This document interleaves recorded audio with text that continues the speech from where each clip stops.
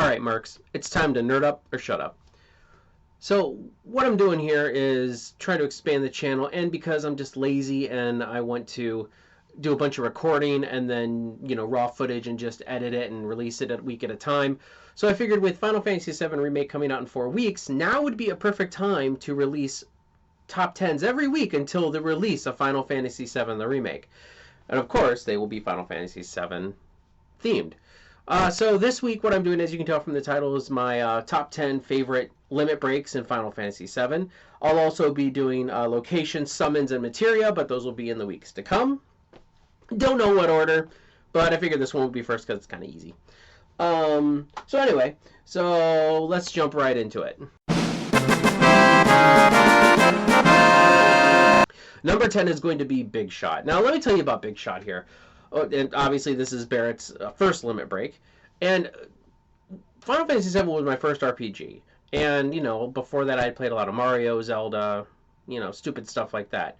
Coming into it, watching some big black dude with a gun arm hold out his arm, and just like all of a sudden he's building up all of this ball of energy, and then just pow! I was like, the fuck just happened? So it was a very impressive, it was a very impressive and cool looking limit break back in the day. Kind of set the tone for Barrett too. I mean, he is kind of a hothead and he explodes at any given moment, but yeah. Number 9 is going to be the Stardust Rey by Red 13. This one just looks cool. It does a lot of damage and it looks cool. It's about midway through, I think either mid or late midway through Red 13's limit stuff. Red 13 is one of my favorite characters from Final Fantasy VII just because his backstory is cool, his aesthetic is cool, and like every single one of his limit breaks is so different and has just some kind of weird thing to it. I mean, he has ones that make people berserk, he has ones that raises people's, I believe, haste, or gives them haste, I think. I might be wrong about that one. But, yeah, so, I mean, this one just was really cool looking, and it does a crap ton of damage. Number 8 is going to be Barrett Wallace's Satellite Beam. So here's another one that just like came out of nowhere, and I'm just like, what the hell is this thing? Like, Barrett has his own he has Avalanche satellites up in orbit. Like, I mean, we thought Avalanche was just this little group, but they got satellites. You know what I just realized? That the top 4 slots of this is the Avalanche buddies, because it's just, it's just between Barrett and Red 13. So number 7 is going to be Cosmos Memory by Red 13. And I mean, it's just another one that's just really cool looking, does a lot of damage, and it's just like, it is his final limit break, so it obviously needs to be strong and have a lot of damage to it, but it's just another cool looking one with big explosions and yada yada yada. I mean, it's just like the beginning of it has that really cool looking little sphere thing and the stars and stuff. Maybe I'm getting Stardust Rey and Cosmos Memory confused, but I'm pretty sure. I mean, it's just like in the beginning, it's just a really cool looking limit break. Number 6 is going to be one of the rootin', tootin', swearin' Lancers limit breaks, is the High Wind by Sid.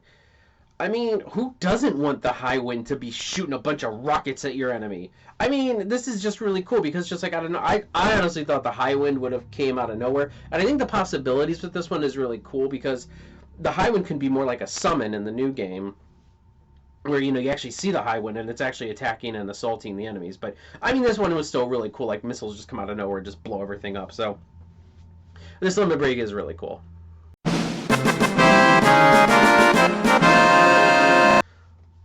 Number 5, meat and potatoes, is Cloud's Meteor Rain.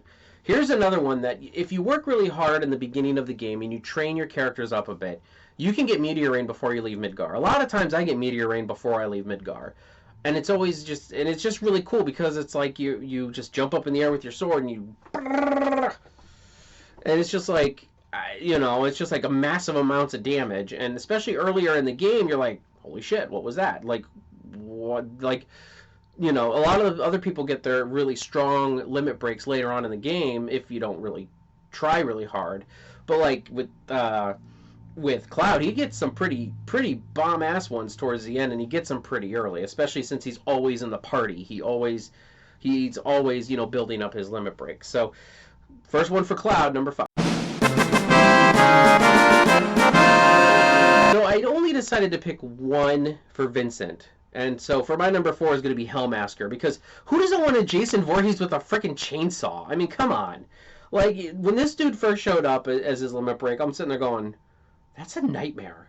Like, the other limit breaks are really cool, but this one's just like, it's freaking chainsaw. Like, I mean, he's like a Frankenstein one and a gargoyle one and a zombie one or something. I don't remember, but it's just like this one here, the Hellmasker one, always struck me as just like very aesthetically different from a lot of things in this game, and so that's why I thought it was really cool. And just, I mean, his moves were cool too. I mean, Vincent was always just such a weird character with weird abilities and weird limits, but did the damage.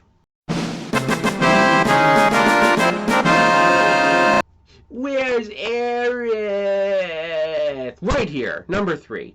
I only decided to put one of Aerith's limit breaks on this list because, well, to be honest, a lot of her limit breaks aren't that great. Because, well, it's not that her limit breaks aren't good. It's just the fact that she's only there for little more than half the game, less than half the game. I don't know. I'd have to look at the where it falls. But I mean, regardless, you don't even have her the whole game.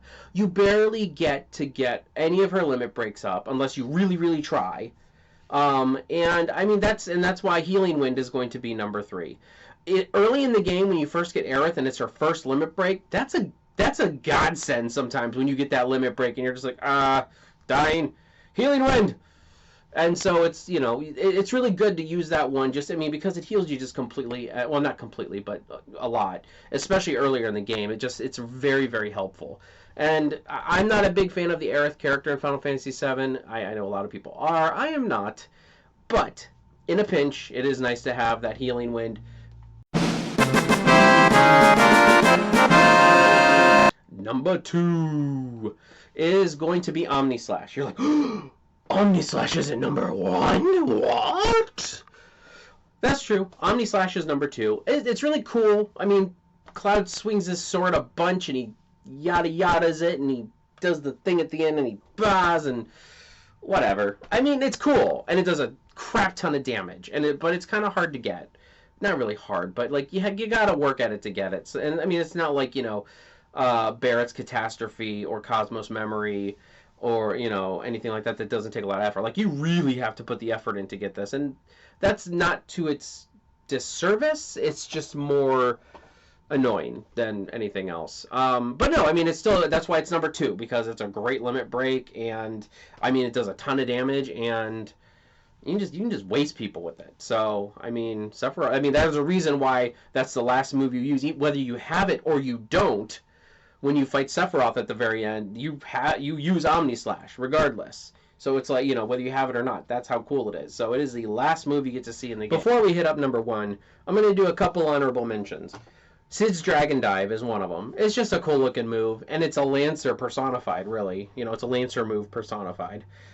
The Great Gospel by Aerith, which I believe is her final limit, and I mean, it looks cool. It's got the angels and yada yada, so that'll be cool to see in the remake if you ever get it. But as I said, that's one of those that you kind of have to work at to get, and it's just a little more annoying, and you don't even get to enjoy it very long anyway. Vincent's Chaos, which is of course cool looking, and as well as is showcased in Dirge of Cerberus, which is a game I do enjoy. Cloud's Finishing Touch is just a cool looking one, with the tornado and everything like that. It's another one of those limits that are kind of a little different, and I'm like, oh, that's actually pretty cool. Plus, it auto kills a lot of the enemies, and it does a lot of damage if you're facing a boss. So let's move on to numero uno.